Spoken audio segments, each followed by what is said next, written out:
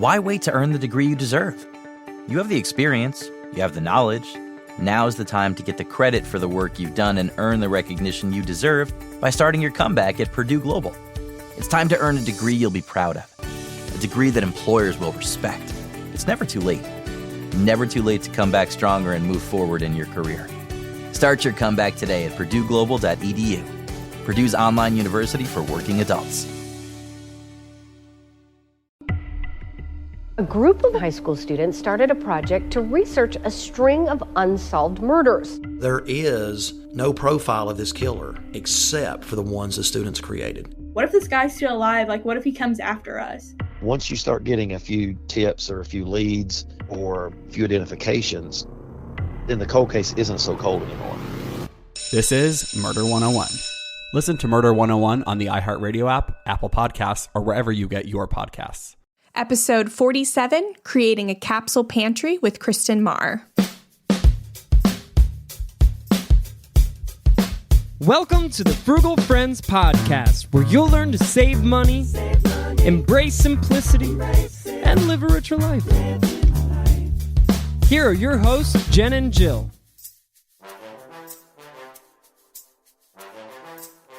Hey guys, welcome to another episode of the Frugal Friends podcast. My name is Jen. This is Jill. And I'm so excited that we have another episode about food. You've probably listened to our meal planning episodes. We had a frugal cooking episode with Jess Dang of Cook Smarts. That was episode 26. So today we're going to focus more on the shopping and the stocking aspect. So that's going to help you save money on all of the buying stuff and help you work efficiently with it. So I'm so stoked. This episode's so great. Mm-hmm. Jill. Oh, yes. Either way, you can tell that we are food obsessed. But who isn't? Yes. We have to eat. We have to eat so much. Actually, I do get a little bit frustrated with how often we need to eat. But it's so inefficient. Listen, at least we can make it tasty. And I'm a minimalist, and Eric and I are about to move into a trailer. We will probably be living in the trailer by the time this episode comes out. So this is especially important to me to know, oh my goodness, I have very limited space. So what should I be stocking up on? How can I make the most of my ingredients? So this is a good one for me. Yeah. Kristen, there's no one better to talk about, like, not just saving money on the Capsule Pantry, but she's all about real food and wellness. And so not only are you going to get money saving tips, but we've got a lot of how to eat healthy and well and whole. Yeah. But first we got to start with our sponsors before we get into the meat of it. Exactly. So we've got modernfrugality.com. So Modern Frugality is a blog with Jen Smith. You know her from the podcast.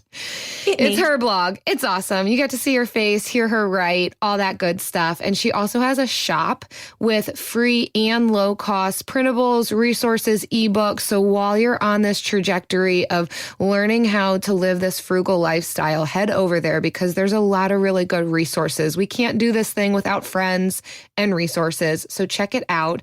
It'll help you reduce your spending, minimize your stuff, organize your life. Holy moly. Visit it at shop.modernfrugality.com and you can see all the freebies. And for the stuff that does cost money, you Frugal Friends listener, get 50% off of any purchase. Nothing's off limits. Woo. So use the code FrugalFriends19 and you will get 50% off. Check it out.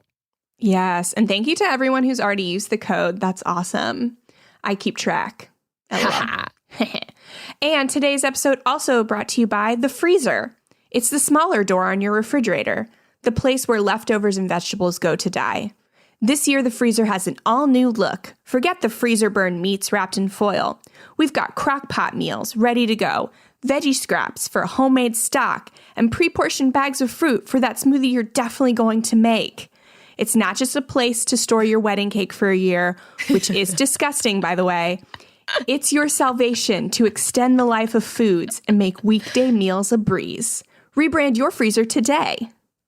Whoa. Yes. That was a good one. You're so proud of yourself, too. Your cute little face right now. You're glowing really for more reason than one. But That's fantastic. Yes. Oh, gotta love the freezer. I love it. And I also loved our interview with Kristen. So let's not waste any more time. Let's get right into it. Here we are. Kristen Marr of Live Simply. Yes, yes. Hey, Kristen, thanks so much for joining us on this podcast today. We're so pumped to have you. Yeah, thanks for having me. I'm excited to be here. Yeah, we love what you're doing over on your blog. Super cool. You've got words and videos and pictures. It's so really LiveSimply.me is so beautiful. Yeah, oh my gosh. I love reading your articles because it's like, oh man, I can stop here and do a video, and then I can keep going, and I can post nice pictures, and then keep reading. It's so well done. It's so fun to interact with. So great job over there. Thank you. So it all makes me wonder, how did you get started on this journey? You talk about real food, and I know this is kind of a buzzword right now. I'm sure you've been into this for much longer than before it became a buzzword. But this concept of eating real food, how do you define that, and what was your journey to becoming so passionate about this?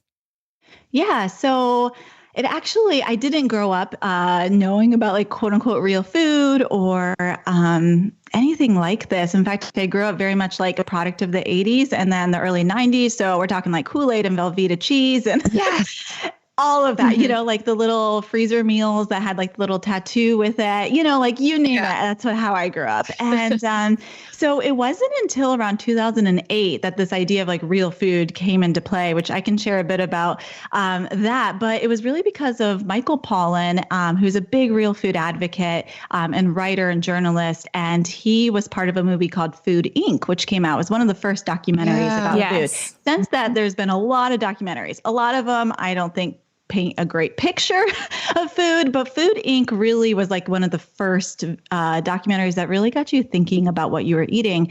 And so we watched that, and my husband and I both, we had only been married a few years at this point, and we kind of looked at each other and we were like, what in the world? Like we've never even thought that what we were eating wasn't actually food. But the idea that you could actually recognize ingredients, that they came from the ground or from an animal and were very minimally processed versus these like chemicals that were being created in food labs to look like food, right? And we were like, what? Like we've never even thought about that.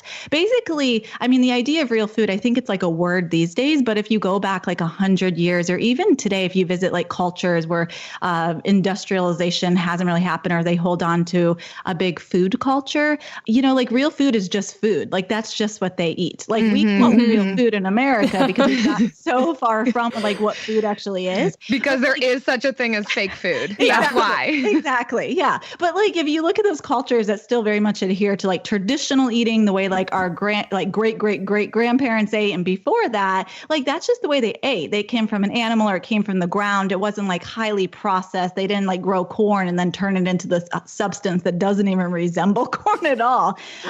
So I very much grew up like eating that kind of stuff. And then in 2008, we really began to think about what we were eating. And honestly, at the time, like I didn't know that there were great alternatives to things like meat or dairy, which were very much painted in a bad way in Food Inc. So my automatic response, I'm very much like an all or nothing kind of person. And I was like, okay, fine. We're just going to become vegan. Like that's the solution. We're literally just going to eat plants. And that's what I decided to try. And I did that for a number of years. My husband never fully embraced that because he was like, you're crazy. I can't do this. But we ended up embracing veganism, trying to get away from the processed food, which the funny thing is I kind of just swapped out like meat for like soy products, which now I realize wasn't the best idea to do. Guilty, yeah. But it was when I became pregnant with my son, and then he was born, and he ended up developing some speech issues, a big speech delay, around 2.5. He should have been talking, and he wasn't. And we ended up going to a nutritionist, and the nutritionist, as well as some other therapies, and she said, "Look, he needs fat. Like you have to put him on fat."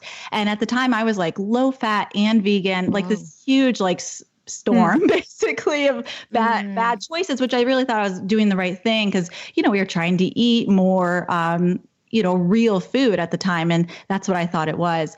And it was at that time that I learned about something called Weston A. Price Foundation, which is the idea of basically getting back to like a traditional form of eating. So instead of like looking at just like fads, but looking at like how have people for generations upon generations been eating. And if you look at that, people have very much been eating plants and animals. But the difference was that you could actually, these animals were like pastured, they were out roaming grass. They weren't in these like feed lots that we have in this industrial system. So we decided to incorporate meat and dairy back into our diets, but it came now from local farms, from, grass-fed cows and chickens that were out pecking the ground and eating, bugs and everything else. And so once again, like our real food journey kind of evolved even more. So that's where we went. And then I got pregnant with my next child and we continued to eat that way. And around that time, friends were noticing how we were eating, that we really were away from all these like packaged foods and we were buying from local farms and I was cooking at home. And I was also a stay-at-home mom during this time. I had left my career. So I had time to be doing this. And they were like, hey, can you share like what you're making? What are you doing? These changes, like how you're getting your family away from the box macaroni and cheese and, all this processed food. And so I started like sharing on Facebook, and I think people got a little tired of Facebook. So they were like, why start a blog? I don't know if they actually wanted to read my blog or they just were like, get this girl off Facebook. Get her out of here. Like she is clogging my feed. This was back when like Facebook was the thing, And so in 2013, I started Live Simply. It was like this poorly done website. I mean, it was, with iPhone 3 photos, which now the iPhone's in this amazing camera. And back then, they were really bad photos. And then just grew from there. Over time, like we had hundreds of thousands and then millions of people coming to the site, which I was like, oh my goodness, people are interested in this. And then it evolved into what it is today, which is a blog and now a podcast and just a community of people who are very much on this journey, whether they're starting this journey or they just want to figure out how to make it easier to put real food on the table. And during this time, I also began like questioning the products I was using as far as like on my skin and cleaning. It was just like this very natural progression. And so Live Simply has not just become about food, but also about like a full-on lifestyle of getting away from overly processed everything to really embracing simpler ingredients that you can actually recognize. Wow. And it sounds like for the health of you and your family, it's so interesting to hear what had happened with your son. Did they directly link his delayed speech to diet? He was diagnosed with, we went through like a speech screening through a local children's hospital, and they had diagnosed him with apraxia, which is basically like the simplified form of explaining is like this brain to mouth disconnect. It's something with the brain. And so children's brains are made up of fat, like they need fat in those developing years.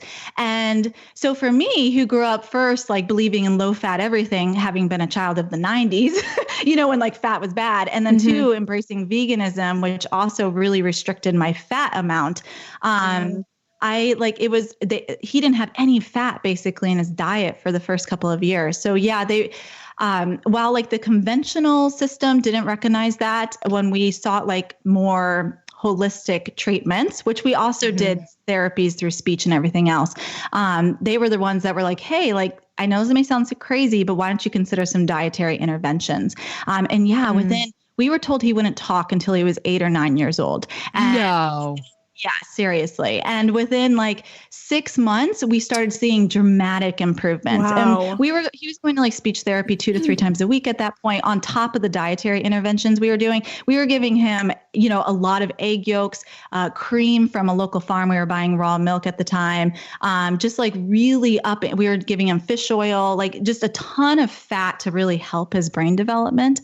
And there's a lot of like information out there these days on that, both in like the conventional medicine, realm and like the holistic functional medicine doctor realm. So, it's just something like I didn't know. I thought I was doing the best I could as a parent, and that's all we can do in the moment. But I learned, it was just really amazing to see the power of food and how it really can aid in the body.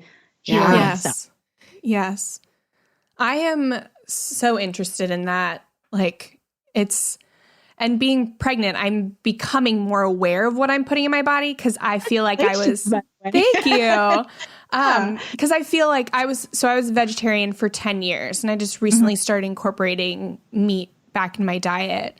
And so, I was guilty of taking out like those bad processed things and just replacing them with other processed things. Right. Yeah. I did that too. And I think like vegetarianism, you can definitely like do it well, so to speak. But like veganism, it just cuts out like like you can still have eggs being a vegetarian, which is such a great source of fat, or even butter, which is from grass-fed cows, which is like such an amazing source of fat. But yeah, like vegan goes like a step further, and nothing against anybody who's vegan, but I would definitely do your research because there's lots of studies that show that like over time it can deplete the body of the nutrients you need. Yeah. So while you're making this transition and you're a stay-at-home mom and like trying to get this, grass-fed, locally produced stuff. Like, so how did you manage your budget with all that? Because I know all of our listeners are also interested in eating this way or eating more real food, more local, but like price is such a big deterrent. Yeah, definitely. And, honestly, in the beginning, I had issues with it. I mean, I struggled with it. And my grocery budget at the time, we were like a one income family. My husband worked for a church at the time period, so it's not like we had this like large amount of money.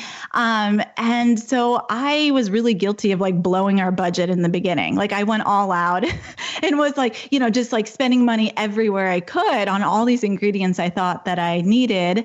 But I ended up finding, kind of tweaking things after, kind of being scolded by my husband over and over again. He's like, this has to be sustainable, like you have to make this work over the long haul.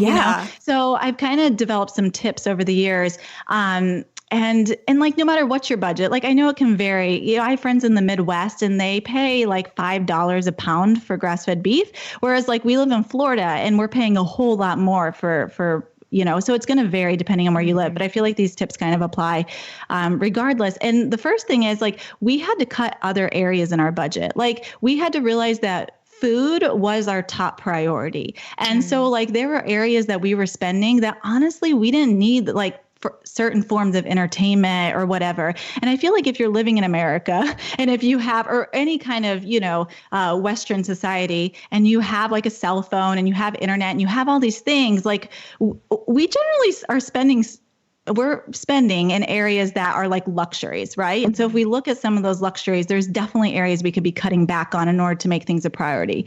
But second off, that said, I had to prioritize. Okay, so like everybody talks about organic, but for me, I would rather buy something like pastured meats and eggs and dairy because you can't wash that off. Like you can't wash off all the you can't wash off the fact that cow's been basically sitting on a feedlot and eating an unnatural diet for however long. But versus like a piece of produce, you can, make like a simple vinegar wash or something. You can do your best to like wash it off, or you can peel it a lot of times. So I was like, you know what, instead of focusing on spending my money on like organic, all things organic, which can be more expensive, I'm going to save a few extra dollars and instead just buy like the conventional produce, go to produce stands, that kind of thing, and use that money towards or grass-fed beef or pasture chicken or eggs. The other thing is like eggs are pretty, even if they're like $7 or $8 a dozen, which I mean, like our food system has really messed up our view on the price of food because people don't realize like how expensive it is to actually produce food well because our food system is so messed up. But I mean, even at that, like those eggs can stretch a long time. You can make like a veggie fried rice and add like 2 eggs in there and feed an entire family of 4 or 6 people, So same with meat, I mean, like I'll buy a whole chicken from a farm and it's not cheap. I'll admit it's like $20 for that whole chicken, but that whole chicken is not feeding us for one single meal. Like that chicken will be stretched across maybe 2 days. And then after that, the bones will be turned into broth, which will then make a soup. So I'm not buying broth. So I think we really have to get away from the mentality of like, what I'm buying as far as meat or eggs is just like this giant meal, like this giant steak on my plate, but instead thinking about how you can like stretch those across multiple meals, if that makes sense. And we've talked about that in other episodes too, that even our portion view of, you know, a lot of times we'll make meals and the biggest portion on our plate is the meat or the protein, and then smaller are and we refer to them as sides. The main dish is the meat, and the side, the smaller thing, is the veggie. And it doesn't have to be that way. Like you can still get your protein, your meat, but it doesn't need to take up half of your plate. And in and of itself, you can save money. Exactly. Yeah. And, you know, too, the other thing is if it's available in your area is shopping a farmer's market. Like, seriously, that's going to save you a lot of money. But when you shop a farmer's market, you get in touch with farms. And then you can, if you choose to buy meat, if you eat meat, you can a lot of times go in and buy like a quarter cow or a half a cow. And granted, yes, you have to like save up for that, but you're going to like save drastically. You save sometimes $3 to $4 a pound buying it that way versus buying it if you're, you know, and then you're still smart about what you're doing. You know, you're not, you're not like, you know, I mean, like steak, like we've eaten steak once in the past like 6 months, and that was for my husband's birthday. And like we spent a pretty penny on that steak. It was like a grass-fed steak from the farmer's market. But even then, if you calculated it, it was cheaper than going out to dinner. But at the same time, like that's not something that's on our plate every week. Generally, it's like these, like you said, these cuts of meat that are stretched across days, or they're like accompanied with grains or vegetables so that they're really just like I lived in West Africa for a number of years, and like that's how they approached their meat. It was very much like a flavoring for food, or like an accompaniment to a dish versus like this idea of like a quarter pound hamburger, which granted I love a hamburger, right? But like, like if you're on a budget, how can you stretch that? You know, like tacos, maybe you use like half a pound of beef and then use like beans, right? And you mix those together instead of like a full pound of beef. And that gives you another half a pound for another day. Which you can do with hamburger and meatballs too. You can shove that thing with some cauliflower and spinach and beans and meat. Exactly. And it can have tons of flavor. Yes. Yeah. So you really just have to be like wise and intentional about how you're using that and change your mindset, like you said, about like the portions on your plate. We know New Year's resolutions often don't stick. In fact, on average, they last around 30 days. So if saving money is on your 2024 resolution list, here's a foolproof way to stick to yours. Switch your phone provider to Mint Mobile. For a limited time, wireless plans from Mint Mobile are $15 a month when you purchase a 3-month plan. That's unlimited talk, text, and data for $15 a month. For those of you paying close to $40 a month for just one phone line, this means a savings of $300 over the course of the year. We especially like Mint because all plans come with unlimited talk and text and high-speed data delivered on the nation's largest 5G network. To get this new customer offer and your new 3-month unlimited wireless plan for just $15 a month, go to mintmobile.com/frugal. That's mintmobile.com/frugal. Cut your wireless bill to $15 a month at mintmobile.com/frugal. Additional taxes, fees, and restrictions apply. See Mint Mobile for details. AI might be the most important new computer technology ever. It's storming every industry, and literally billions of dollars are being invested. So, buckle up. The problem is that AI needs a lot of speed and processing power. So, how do you compete without costs spiraling out of control? It's time to upgrade to the next generation of the cloud, Oracle Cloud Infrastructure, or OCI. OCI is a single platform for your infrastructure, database, application development, and AI needs. OCI has 4 to 8 times the bandwidth of other clouds, offers one consistent price instead of variable regional pricing. And of course, nobody does data better than Oracle. So now you can train your AI models at twice the speed and less than half the cost of other clouds. If you want to do more and spend less, like Uber, 8x8, and Databricks Mosaic, take a free test drive of OCI at oracle.com/strategic. That's oracle.com/strategic. oracle.com/strategic. Speaking of making the most of our ingredients, I know that you talk about on your blog this idea of a capsule pantry. And I'm wondering if you have any tips for us on how to do this, how to start to pare down. Like if we've got this cluttered pantry with a ton of stuff in it, how can we make the most of what we have and figure out what that even is? What do we need? Yeah, definitely. So I think first you have to think about what you actually use. So I actually recommend that people, first of all, in order to simplify meal planning, that you create like a list of meals that you can regularly rotate over and over again. So if you sit down and do that, then you really know like what you need to build these meals. And then you can take a look at your pantry and be like, okay, what do I actually use regularly to create meals? I mean, now that you know what you make. And a lot of us, I think, have like, I love making like specialty recipes and like cookbook, recipes and cookbooks that call for specialty ingredients and on Pinterest. But the problem with like constantly making new recipes is that a lot of times they require buying like all these specialty ingredients, and that's going to send your grocery bill sky high, right? Yeah. But if you have like a list of rotating meals that you really rely on constantly, and maybe just like once a week or once every couple of weeks, you're inserting one of those like extra new meals to you, then your pantry you can really pare down your pantry to just what you're using on a regular basis. So you can take a look at those meals and say, okay, like what do I use? I know that I use rice a lot. I use quinoa a lot to make these meals. I use these spices, and then everything else, donate or get rid of, right? So that you can really have, and that's not to say you're not going to occasionally have like a specialty ingredient. Like I have black sesame seeds sitting in my pantry right now. How often do I use that? Not very often. I didn't know that was a thing. Yeah, it is. I know. Gosh, yeah. And so, I mean, like I used it for a specialty ingredient, but it's one of those like very few items that I don't use very often. Most of what's sitting in my pantry are things that I know that I'm using regularly to make our favorite meals, the meals that are constantly being rotated. Not to mention Google is so good with substitutions. Sometimes if it does call for a specialty ingredient, before I go to the store, I'll say, what's a good substitute for da-da-da-da? And it comes up with a lot of options. Usually there's 3 to 5 substitute options, and I've done just fine typically that way. Yeah, absolutely. Now, as a recipe creator, if you mess up on the recipe, don't go blame. No, kidding. Yeah. I get comments sometimes that are like 1 star. Well, I did change this and this and this and this. Yeah. And in this, and I actually baked it instead of put in it. I actually made a completely different recipe, and I did not like it. I used applesauce instead of butter, and it had just like this weird orchard flavor. So I don't know. That's your fault, Kristen. Yeah. Clearly.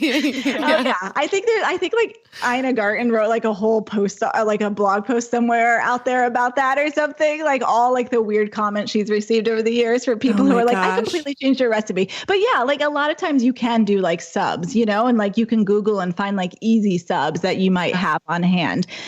But yeah, I mean, like just keeping those like ingredients that you constantly use. And the great thing about that is it like simplifies, like we said, meal planning, because you're relying on the same meals. You always have ingredients stocked in your pantry to make these meals, but also you can pick things up on sale. So like, I know I use canned tomatoes all the time. So like when they go on sale, and I can buy like, I like this brand called Jovial, which let me tell you is not like the cheapest brand, but they're this amazing brand as far as like quality and commitment to what they do.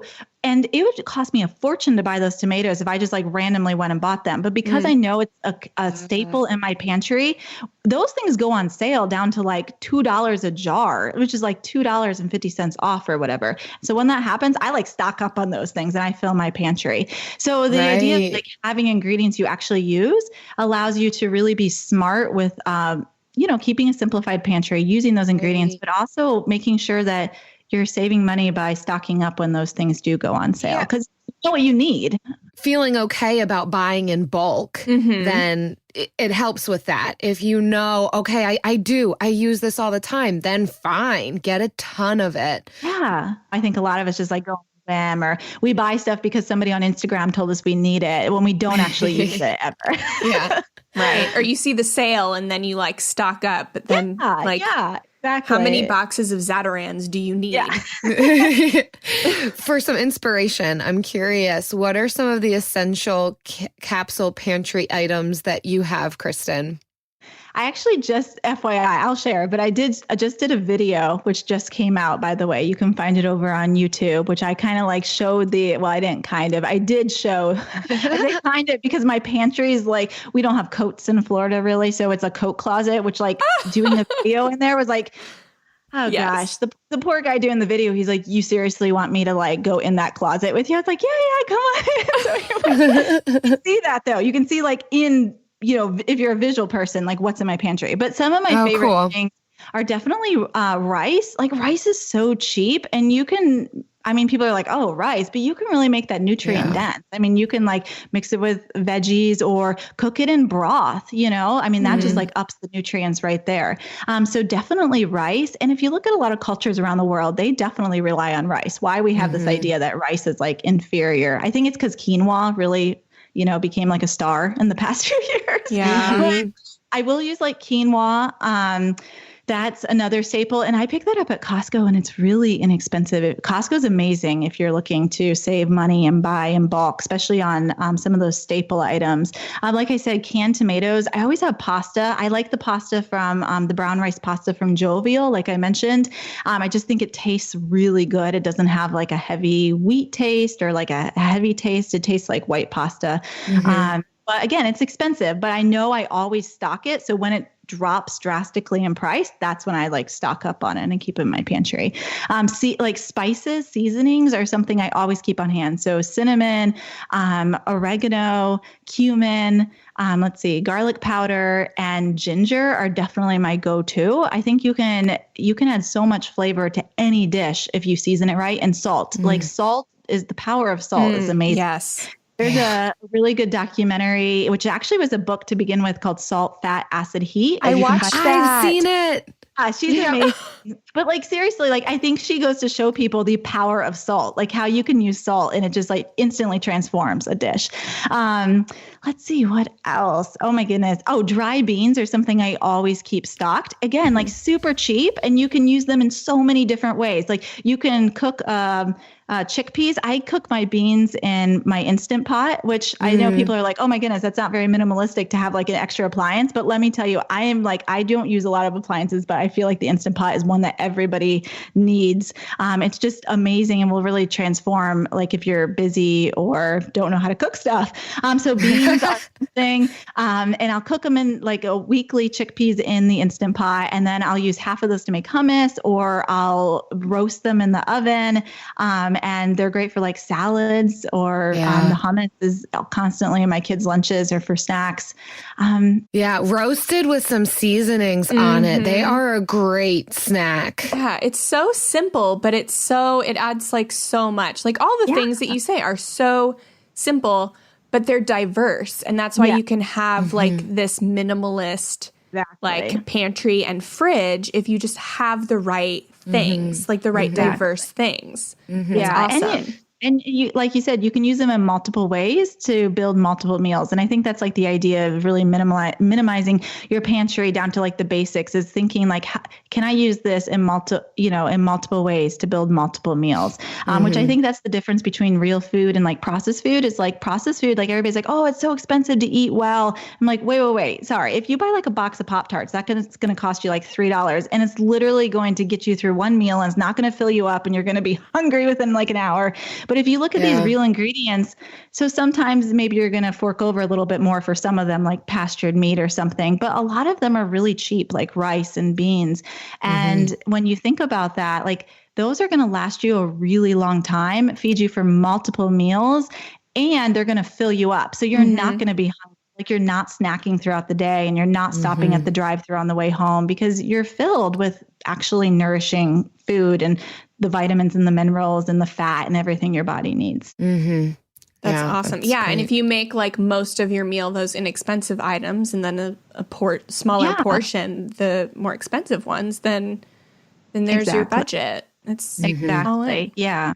So I feel like it's like a nice balance Definitely. Yeah. Like you don't need to like live off just chia seeds and hemp seeds. And you could literally eat real food and never buy any of those things, you know? I love like hearing that. Yeah. even like collagen. Like I love collagen and I take collagen right now, mainly because I was working on healing my gut last year. But like you literally don't need collagen or any of these like special powders or like any of these special seeds. Like you can buy, almonds if you want. I mean, like seriously, you don't even need that. Buy pumpkin seeds, I mean, like if you want, it's just a matter of really like finding what works. You got to think like there are cultures around the world that don't spend a lot on food and that eat well. We just have become like so obsessed with health that it's turned into this like giant industry. It's almost like we've gone from one extreme to the other extreme. And health and wellness has become like this mega $1 million, $1 billion probably industry. But really you get back to it and it's like, what would like great grandma would have been eating? And it's probably like carrots and some rice and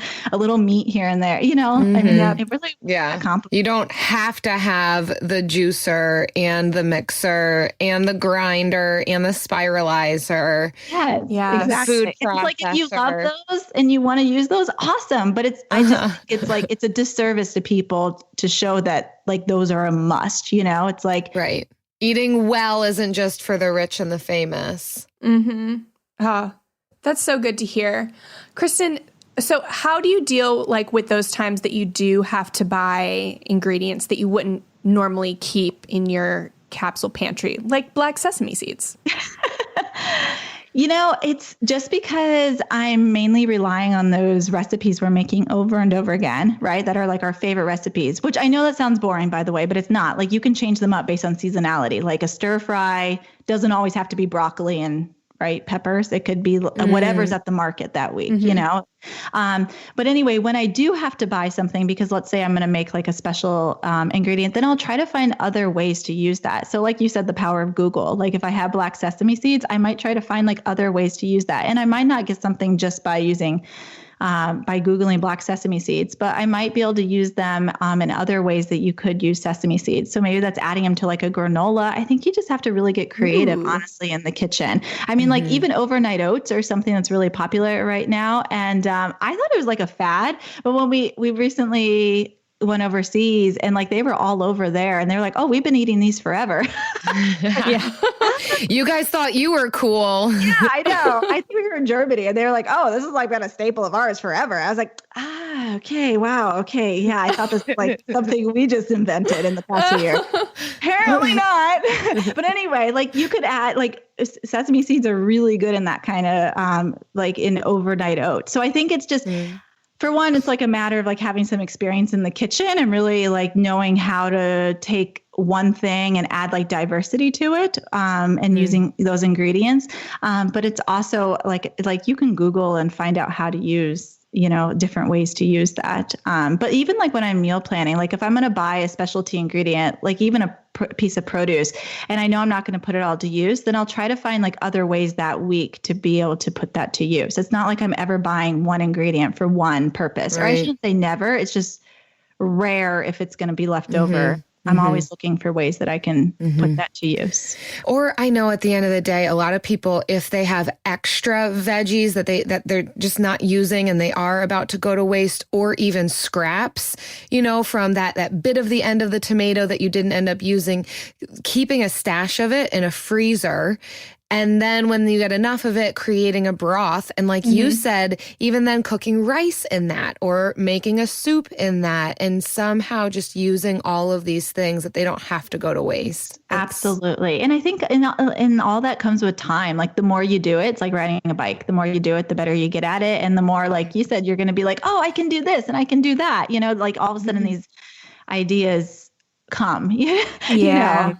I mean, in the beginning it's hard, but like as you go, you have more ideas on how to use stuff, like how to make save your scraps and make broth and all of that kind of. And it's fun. It starts to get fun when you're like, oh my goodness, I know what I'm doing and I'm being creative. Exactly. And when you think about it, like that's how, like that idea of like getting back to the way we've always consumed food and been traditional, like that's the way like our great grandparents knew how to consume food. Like they knew how to use their scraps and they knew how to use ingredients and all of that. And it's just something we've lost in like our age of busyness, which, and like the age of like not having like parents in the kitchen, which are teaching their children, you know, all of that. Like we've lost those traditions of knowing how to use food and use it in multiple ways and how to, you know, make broth out of scraps and all of that stuff. So I think like it's a little bit harder for us, but it's definitely possible, especially since the age of the internet has come about, you know, like 10 years when we started this, it was a lot harder to find information.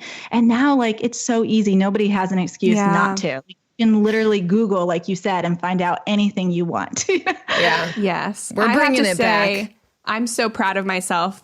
This week, I had a breakfast of yogurt that I had made in my Instant Pot, granola awesome. I had made in the oven, and this like strawberry like preserves thing that I had made myself. And I was like, oh my God, I made everything in this bowl. I was the most proud I've ever been. That is awesome. You are a pregnant nesting woman. I'm next level. I am next level. I have yet to make yogurt in my Instant Pot. So maybe you can give me some tips on that because I get so many questions. People are like, have you made yogurt in your Instant Pot? Like, no. The one thing I haven't done. I did the boil method first. So I would only have to buy the like organic milk that I got at Aldi, not the like the other special stuff, because I know there's like 2 ways to do it. But the only thing I wish I'd done differently is strained it in like a cheese bag because it was a little thinner. I'm like used to buying Greek yogurt. So that was the only thing I would do differently. So definitely. That'll make it more like Greek yogurt if you strain it. And then you have that whey. Awesome. Wow. Like, yes. Speaking of having fun, though, I think we're about to the funnest portion. My second proudest moment. Episode. Yes. It's Bill of the Week. It's probably the worst we've ever done that. It's fun to be awkward. Yes. That's right. It's time for the best minute of your entire week. Maybe a baby was born and his name is William.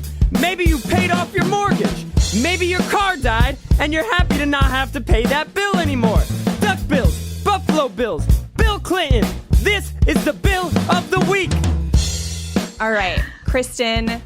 Every week, a listener will call in and give us their favorite bill. And as our guest, we'd like to invite you to share your favorite bill, lowercase or uppercase, with us.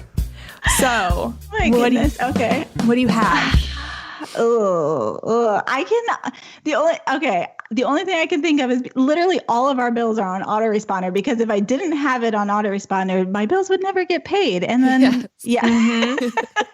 all hail auto pay. That is all I can think of. Auto pay. Like, oh my goodness. Fantastic. All hail auto pay. I talk a lot about like what areas can you delete in your life in order to simplify. And I feel like that's what I've deleted in my life is like paying my bills. Gosh. I mean, the bills that you can avoid but still pay. It's amazing. Yes, exactly. It's such a simple concept. Make that easier than ever. Yeah, exactly. I think we recently had to fill out some form and they were like, can you list out all the bills you pay? And I was like, I'm checking this. Obviously, I check our bank account and whatnot, but still, I'm like, like it's different than when you're like sitting there writing a check, you know? I know. Anyway. Here's to not knowing what bills you have. Cheers. Okay, that sounds awful. But yeah, you know what I mean? I promise I'm a responsible bill paying person. Yes, you are because of auto pay. Yes. Yes. Oh my gosh. If you are listening and you have a bill of the week to share with us, please visit frugalfriendspodcast.com/bill and you can leave us a bill on our Google voicemail or SpeakPipe, and we want to hear what bills you have, if you can remember them. That's yes. Yeah, right. Don't call us if you can't remember your bill. That would be the only thing that I would say. Don't. Oh my goodness. Yeah. It's all good. It's all good. It's never too late. Never too late to earn a degree. Never too late for a comeback. Between your busy career and taking care of a family, it can feel like there's never a good time to go back to school. But your time is now. Time to start your comeback with Purdue Global. As Purdue's online university for working adults, Purdue Global is dedicated to supporting adults like you who know it's time to earn the recognition you deserve. You have the experience, you have the knowledge, it's time to get credit for the work you've done. You can balance work, family, and everything in between while earning your degree. It's time to move forward in your career, for your family and for yourself, with a degree you're proud of, a degree that employers will recognize and respect. You're worth this investment in yourself to earn a degree you deserve. It's never too late. Never too late to go back to school and come back stronger with an education you can trust. Now is the time for your comeback. Start yours today at purdueglobal.edu. We all agree that reducing carbon emissions is a good thing. And once again, Toyota is leading the way. We hear a lot about fully electric vehicles, and Toyota has them, with more on the way. But we also know a BEV is not for everyone, whether it's because of cost, range, or concern about finding a charging station when you need it. Plus, the raw materials used to manufacture batteries are limited. Enter Beyond Zero, Toyota's vision for a carbon-neutral future, in vehicles and in manufacturing plants too, in the years ahead. The materials used to make just one long-range battery for an EV could be used to make batteries for 6 plug-in hybrids or 90 gas-electric hybrids. That's why Toyota's position today is electrified, diversified, empowering you to choose how to reduce your own carbon footprint with the vehicle that's right for you. A hybrid, plug-in hybrid, or battery EV. So shop, learn more, and get details at toyota.com/Beyond Zero. Toyota, let's go places. Oh man, are we ready for the lightning round? We are. As we love to call it. Kristen, it has nothing to do with lightning other than the fact that it's a little bit shorter than the first part of the show. So freaks me out to hear that. Yeah. Yes. Quick, think on your feet. I know. So we are curious, Kristen, what are your top 3 go-to weeknight recipes? It sounds like you rotate some meals. What are some good ones that you found? Definitely beans. Black beans are my favorite. Like I could eat black beans all the time. Yes. So like whether that's paired with like rice or we make it with tacos, black beans. And it's always in the Instant Pot and you can flavor them however. And it varies all the time. Some type of rice dish. So we'll either do stir fry or like a fried rice. I just put up recently a fried rice that uses like part rice, part cauliflower, part broccoli, or like whatever's in season, vegetable wise, stir frying that up. Sometimes we'll add meat, sometimes eggs. Sometimes like if you haven't made, by the way, Instant Pot, if you haven't made, soft boiled eggs, they're not boiled, but soft eggs in your Instant Pot, like they're amazing. I keep meaning to do that. I haven't done that yet. Game changing. Like I feel like you need an Instant Pot just to make beans and eggs. Like so it would just, it's like a game changer. And then generally like I'll roast a whole chicken, and generally that's on Sunday night. I'll roast like a big thing of a big chicken with some vegetables, and then I'll debone it. Whatever the leftover meat is becomes lunch the next day, and then the bones go in the Instant Pot to make broth, and then we have soup another time that week. So generally some type of soup of some sort, and it's all based on like what's in season, which also lowers our grocery budget, by the way, like buying in season. Yeah, definitely. I love those that. Are great tips. Yes. Thank you. It's making me hungry. Yes. All right. And then second question, top 3 places that you have traveled to, because I see you're like a traveler and you write about it on your blog and I love it. Yeah, travel. My husband actually travels for a living. So that's why we travel a lot. It's because we amass a lot of hotel points and airline points. So we might as well put them to use. I love it. So Iceland is like my top number 1 spot that we've been to. I know all trendy and whatnot. And it was because of Instagram that I found Iceland. I was like, I want to go there after seeing pictures. So we actually went there in May of last year. We took our kids and we took my parents, and then my husband and I obviously went. And it literally, like, we've been to a lot of places in the world, and Iceland was like number one. Like, I feel like everybody should go there because it's kind of like untouched, and there's only like 170,000 people that live in the country. So most of the countries, it can't be, lived in. So it's still very like untouched and just like beautiful and amazing. And we stayed on a farm for a few days through an Airbnb and saw baby sheep. I was just like, oh my goodness. And the food, talk about a food culture. Like, I've never seen a food culture like Iceland, like the best food I've ever had. Whoa. I would not have expected that. I would have thought like whale. They eat whale. I mean, they do like that, but that's more on like the touristy side of the menu. But like a lot of lamb, like lamb is a huge staple there, and fish, and like greenhouses, like galore because it's so cold there all the time. Anyway, really amazing food culture. And let's see what else. We just recently over Christmas went to Europe. So we did Switzerland, Germany, and France. And I would say Switzerland was definitely like one of the top places we had been to. I would love to go back to Switzerland. We were in Zurich and then spent some time in the Alps. We are actually in the German Alps, just next to Switzerland, but absolutely amazing. Like the Swiss culture in the countryside was gorgeous. Let's see. And then finally, Alaska. We went to Alaska, my husband and I, a couple of years ago. And it was like not Anchorage. We went 5 hours outside on a propeller plane to the Aleutian Islands, which are like basically the islands before you get to Russia. Like the closest, I think, city was like, 5 hours away by, oh my gosh. And like we almost got attacked by bears, but it was cool. And it was amazing. And it was the craziest thing I think we've ever done in our entire life. My husband's 96-year-old grandfather took all of us. I know. Talk about like life goals there. They are a hardy people in these cold climate areas.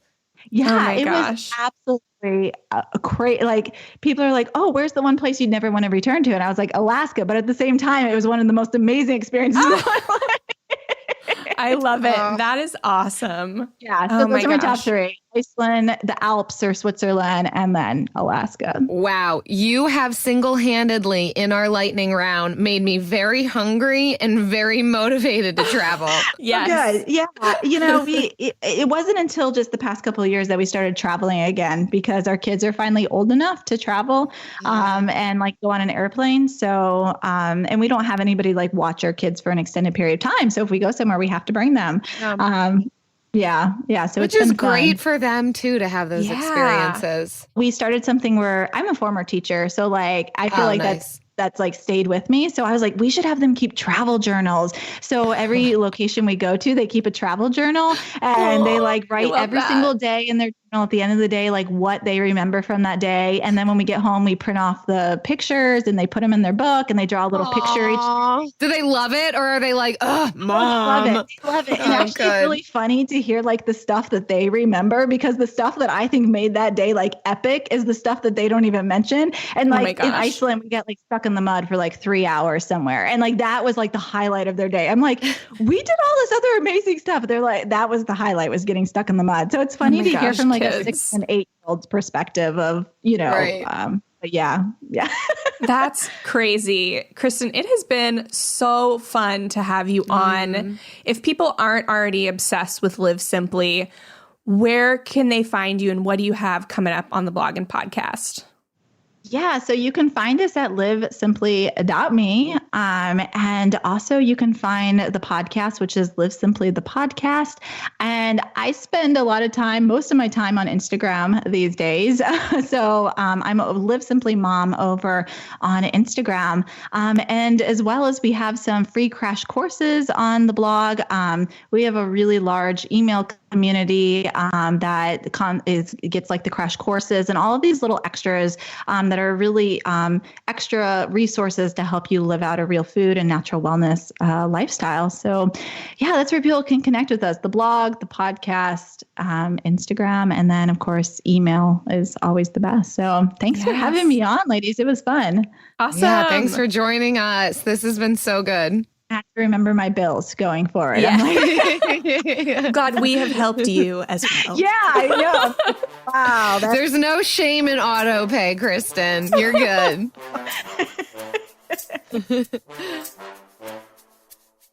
Oh my gosh, Kristin is so cool. That was so fun. I was smiling the whole time. Me too. I am so glad we got to have her on, that she would make time for us and help us and everybody listening out with eating more healthfully. She gave me so many things to think about and things to implement. Yeah. Well, speaking of fun times and implementing good stuff, we're still doing our book club. So it's March. Welcome to it. We're in the middle of it, actually. We're currently reading Soulful Simplicity by Courtney Carver. So get on that. And if you want to win a free copy of Soulful Simplicity, in case it's all checked out from your local library, or they just won't stock it for whatever reason, you can leave us a review on iTunes or Stitcher, screenshot the review, and send it to frugalfriendspodcast@gmail.com. And at the end of every month, we will select one winner for every 5 reviews, and you will get a copy of the book. And if you are looking for an example of a review, because examples are always good. You know, when a teacher gives you an assignment, it's like, oh, yeah, that sounds good, but how? Give me an example. Show me how to do this. Well, it always looks like 5 stars. Yes. And it also sounds a little bit like this. This one comes from Hannah the Dog Lady. I like how dog lady, that's one word. Hannah the Dog Lady. Yes. Not like other financial podcasts. When I started my financial freedom journey, I tried to find something to motivate me. I looked for podcasts that would help me and also give me new ideas for savings. And I am so glad I found this podcast. It's not just full of fascinating chats about personal finance, but it's also fun. Yes, it is fun. I'm having fun. I love the personalities of the 2 hosts and also the guests they've had on the show. It is super motivating and confidence building. Thank you, girls. I'm so glad that it's motivating and confidence building and fun. My goodness. Yeah. And congrats, Hannah won our January book giveaway. So people do win books. It's great. It happens. It happens. So miracles do happen. Yes. Leave us your review so that our moms will be proud of us and our husbands will stop questioning why we do this. And until next week, have a fun, frugal weekend. Bye. Bye. Frugal Friends is produced, edited, and mixed by Eric Sirianni.